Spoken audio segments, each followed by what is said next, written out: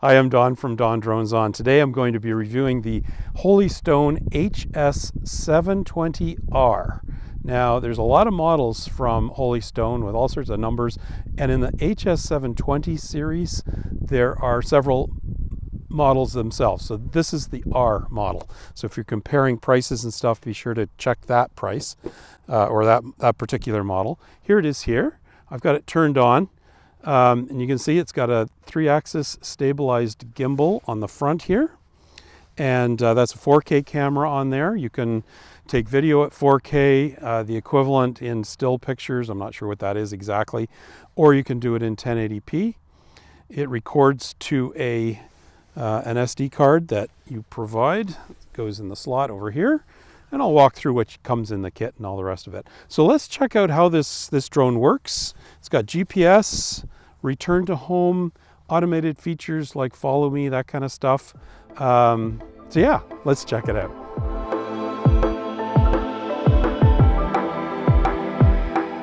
So here's everything that comes in the box. The drone, of course, and I'll go over that in more detail in a moment. I just want to point out that the battery is installed in the back. It just clips in nice and neat. Put that over there.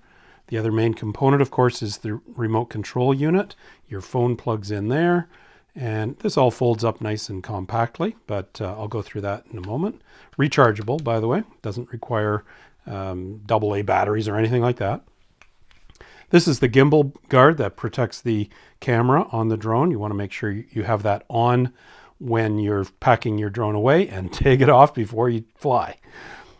The kit also comes with a charging cable. It does not come with a charging brick itself, but any power source that has a USB-A style plug on it will work just fine. And incidentally, it is a USB-C charger. There's a charge port on the battery, and there's also a charge port on the controller. Okay, comes with a complete set of spare propellers, screwdriver, and spare screws. Instructions, of course, very comprehensive instructions, including codes to download the app, QR codes, some precautionary material about batteries, and last but not least, a very nice compact case that everything goes into. It has a handle. It does not have a shoulder strap.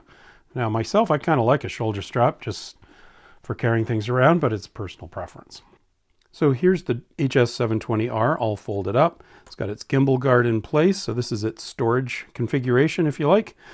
To get it ready for flight, you pull out the front arms first, the ones with the landing struts on them. They do pop out. They're relatively stiff, so just be careful. And also be careful you don't snag the propellers on anything when you're pulling them out, and also when you're folding them back up again. Okay, so they just pull out like that, and they kind of lock into position. So I find the easiest way to get the gimbal guard off is to turn the drone upside down like this. There's a latching mechanism at the front and at the back here. Best way to take it off is to press gently on the back and gently pull it forward and rotate it upwards like that, gently removing it from the gimbal. Don't whip it off sideways, because that gimbal is very snugly held in there. You don't want to put any stress on the mount.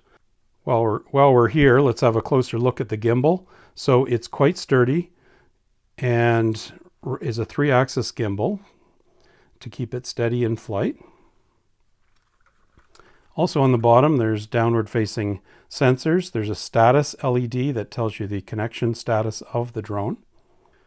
The drone is about 390 grams, so in most countries that means you have to register it, and for example in Canada you would need to follow all of the Canadian Transport Canada rules for basic operations or advanced operations. So here's the controller, all folded up. So first of all, get the antennas out and configured. The phone holder goes up here. The phone, by the way, connects to the drone wirelessly. So there's no wire connection from your phone to the controller. You don't have to worry about that. And there's 2 little handles that unfold that make it a little easier to hold the controller. All right, power button, long press to turn the controller on. speed switch, low, medium, and high. Unlock is used during the takeoff procedure to unlock your propellers. And then there's an automatic takeoff and an automatic land button here, depending on whether it's on the ground or in the air. And over on this side, there's a return to home button. A long press on that will return it to home. Cause your drone to return to home, I mean. Up here, there's 4 LEDs. The first one is the controller itself. The second one is the drone. The next one is the GPS signal and return indicator. And the last LED is your photo or video indicator light, and it'll flash different ways depending on whether you're in photo mode or video mode. 2 joysticks in the standard default configuration. This one, when you push it up, the drone goes up, down is down. Left and right on that joystick causes the drone to either rotate to the left or to the right. And this joystick makes the drone go forward horizontally, backward horizontally, left or right horizontally. On the back here, there's a button to start recording video and a button to record still pictures. And this little wheel here causes your gimbal to go to tilt up or down. Okay, and the only other feature here is at the bottom, that's the charging port, a USB-C charging port for the controller. All right, let's move on. All right, let's get this started. There's a few simple steps, and they are beautifully outlined on this little card that comes attached to the controller. So I'm just going to follow those. So step 1 is to unfold the drone and set it up on the pad. Turn it on with a long press. You can see the battery is full there. Do the same on the controller. Long press on the power button. You'll see a green light flashing right there. And that means that it's attempting to pair to the drone. And that can take up to 30 seconds. So we'll let it do that. In the meantime, we'll open up my Wi-Fi settings and wait for the Wi-Fi signal to be set up. There it is.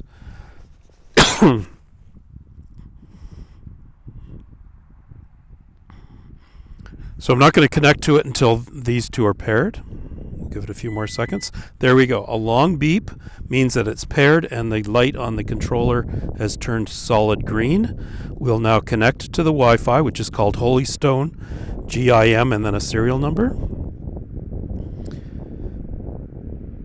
Okay, and it gives you a warning that, of course, there's no internet, which is fine. So it's connected now. And we can now open the app. So give me a second while I find the app on my phone. I got a lot of apps on here. There it is. It's called Ophelia. And it says enter device.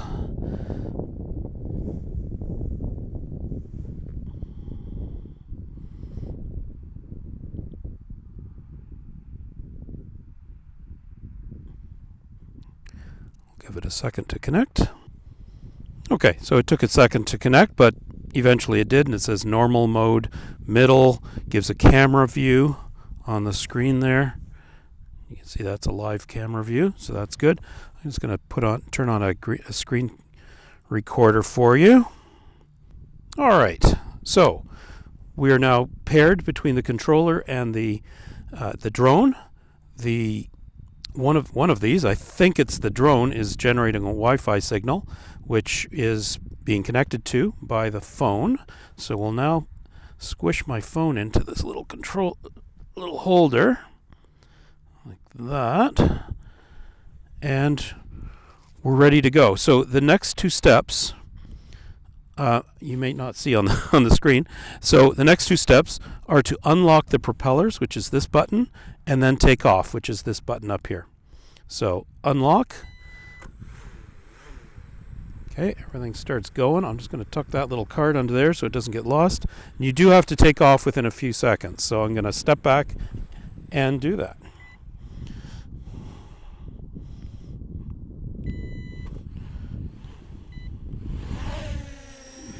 There we go. All right. So it took off nicely. I'm not touching the controls. It's moved a little bit horizontally from the pad, and it's only about less than a meter high. And it's drifting a little bit towards me. Again, I'm not touching the controls. There's a very light wind out here. I measured it as 3 kilometers per hour, and it's drifting towards me, which is very concerning. Those blades are moving. So I'm just going to move it away from me for a bit.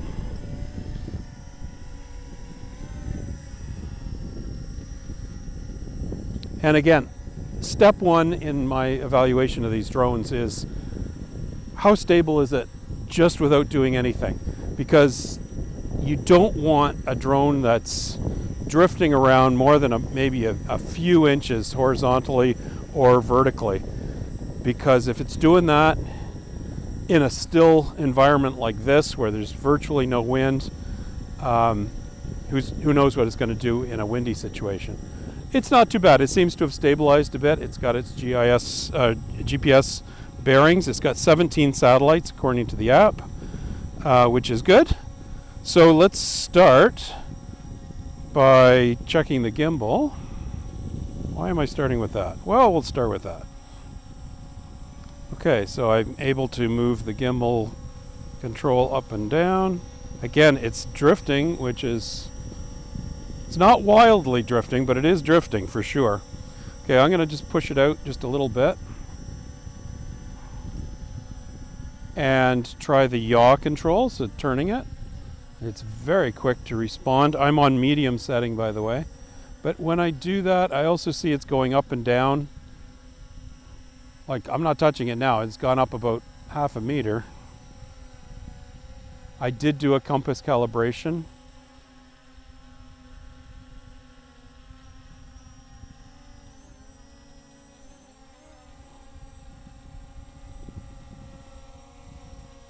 Okay, so yaw is okay, but it is definitely drifting.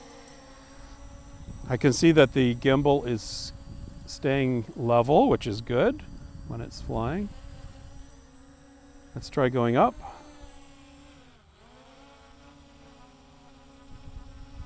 And down. Left. We'll do a little box test here. Just going to straighten it up. So we're going to start in this corner, and we're going to go around clockwise in a box pattern.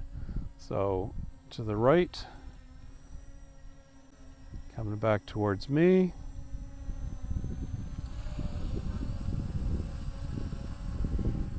Left, and back to the starting position. Okay, it did that quite well.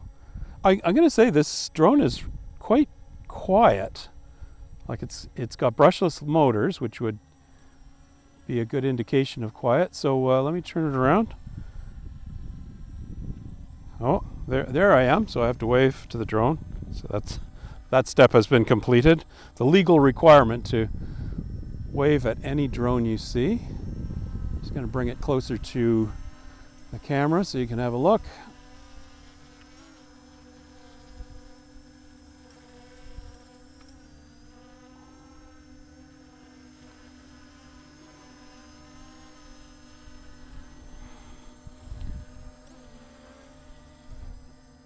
Again, it is definitely drifting more than I like.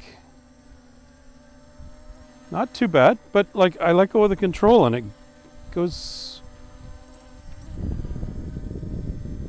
sort of backwards. Okay, well let's try flying it down to the end of the field. Nice and quick, definitely responsive.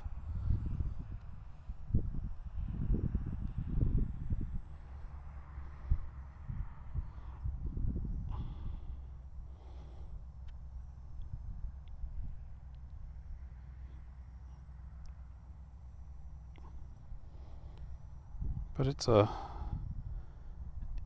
just a little bit, I don't know what the right word is, but it's like choppy. I move it a little bit and it seems to go a little bit strange.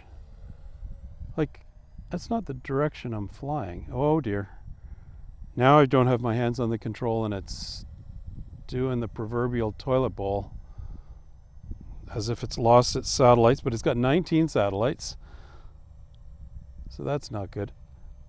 I'm going to bring it back and land it. I'm going to do another compass calibration.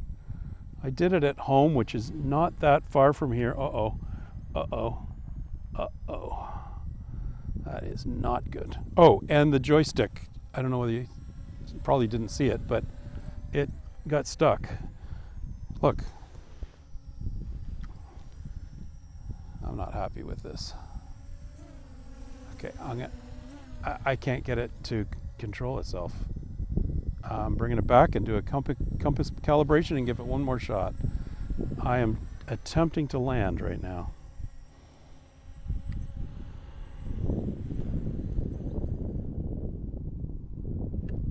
Okay, I'm not a happy camper. So I'm going to start calibration. And it gives you the instructions for doing that. I did do this at home, which, as I said, is not that far from here, so it shouldn't need another calibration. But given that it's drifting, I don't like that at all. I'll give it the benefit of the doubt and do a compass calibration. Okay, it beeps. You now put it head up and rotate it in that orientation. I'm trying not to snap the props at the same time. It says about 3 circles.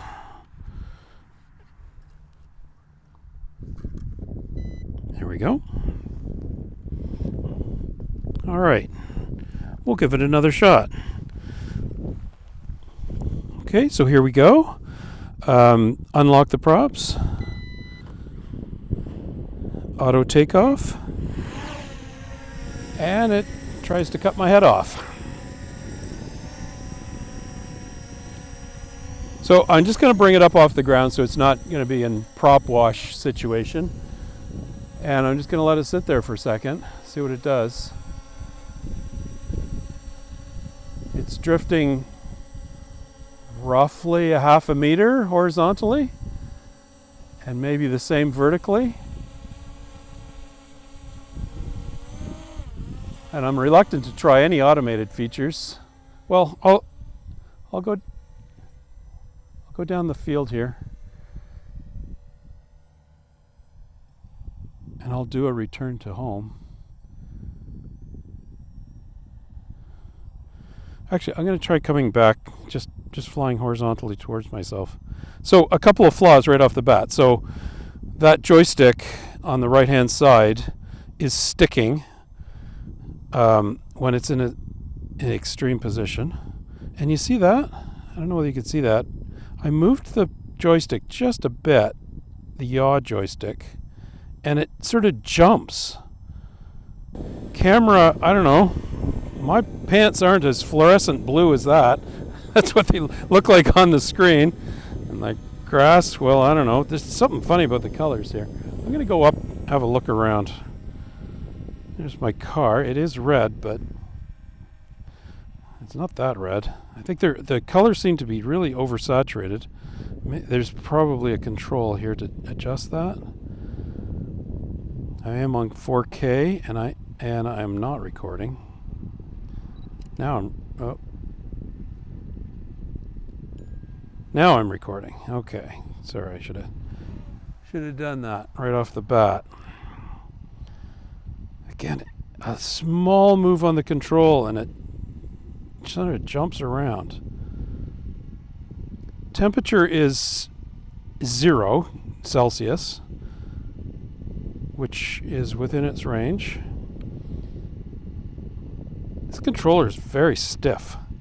Horizontal, the horizon, unless I've managed to move myself to a very small planet, it should not be as curved as that.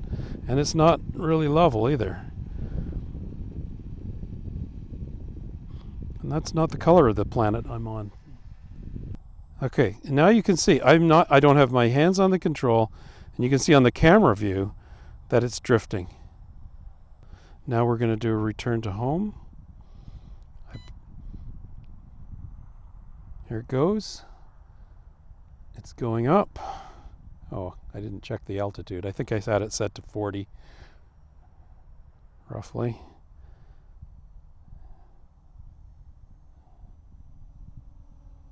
Well, it's coming back at altitude 15 meters. Maybe that's what I had it set to. Okay, it's overhead and it's coming down.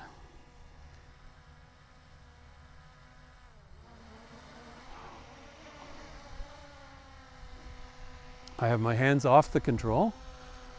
It's certainly nowhere near the pad. Well, okay, it's relatively close to the pad, about 2 meters away from the pad. It looks like it's going to land. Which is not bad, but not the best. All right, I'm not going to proceed any further. I'm not happy with this drone. Sorry, guys. So, yeah, very disappointed with this drone, the HS720R. It does work. It connected reasonably well. It took off. Then it started to drift. I recalibrated it to make sure I hadn't screwed that up. It had lots of satellites. Tried it again. It still drifted. When a drone is drifting like that, that means you're going to have a lot of troubles controlling it. It doesn't necessarily mean it's going to fly away, but I didn't feel comfortable with it approaching me because you never know when it's going to start drifting right into your face when you're not looking. So I don't like that. I do not like a drone that is not stable. And this is not a cheap drone. This is roughly $530 Canadian. Or for roughly $450 Canadian, you can get a DJI drone, a Mini 2 SE, for example, that is better build quality. I mean, solid. This is a brick. By the way, this is 390 grams. So it's not a sub 250 gram drone. This is a drone that in most countries will require you to register, follow all the full regulations. In Canada, you would need at least your basic certification. So this is considered a full-on drone, if you like. Build quality, I mean, like the drone itself is a brick. I'm sure you could drop it out of the sky and not be damaged. But no controller should do this. Can you see the joystick is stuck? And when I was controlling the yaw, I mean, it moves smoothly, but the joystick moves smoothly, but the drone was like jerking around like crazy. And the colors on the camera, at least on the display, were very oversaturated, and I wasn't happy with that either. So, sorry, I'm not happy with this drone at all. Sorry about that. There you go. Sometimes you win, sometimes you don't.